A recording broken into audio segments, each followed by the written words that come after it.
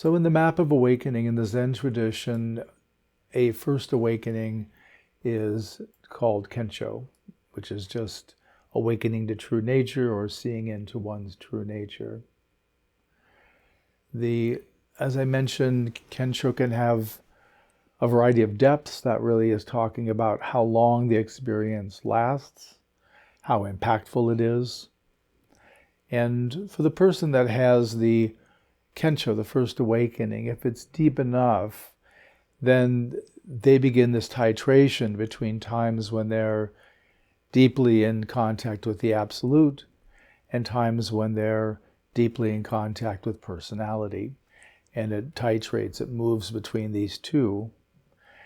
And over time, what happens is there gets to be more and more of a stability and more of a trust in the Absolute, which can support one having additional Kenshō experiences, culminating in the next level of awakening that I call Satori. And the Satori is a more sustained experience, a more sustained awakening.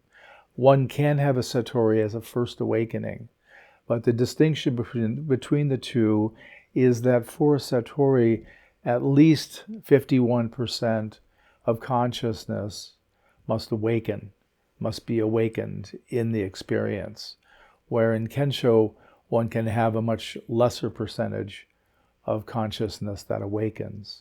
So once it's more than 51%, part of what happens is the foundation shifts.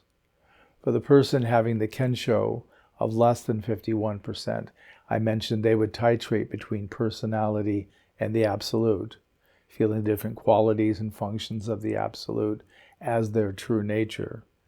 For the person that's had the Satori experience, true nature or the qualities of the Absolute become the foundation. So that's one of the hallmarks of that experience, is rather than the personality being at the core, true nature is at the core, at their foundation. And so that changes the way that people relate to life and relate to other people, that they're not just coming from personality. Personality is still going to be present. There's still going to be personal work that's done, but one is getting more deeply in contact and realizing the Absolute.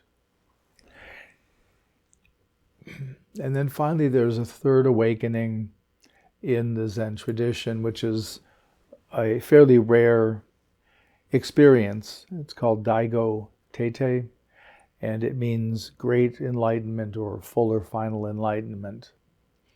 It actually isn't the final enlightenment. There's no end to awakening experiences that one can have. I don't even have a number on the awakening experiences that I've experienced, both in just general practice and then also since I completed formal koan study of through transmission, probably 600 or 700 koans. And those koans can result in Kenshō experiences.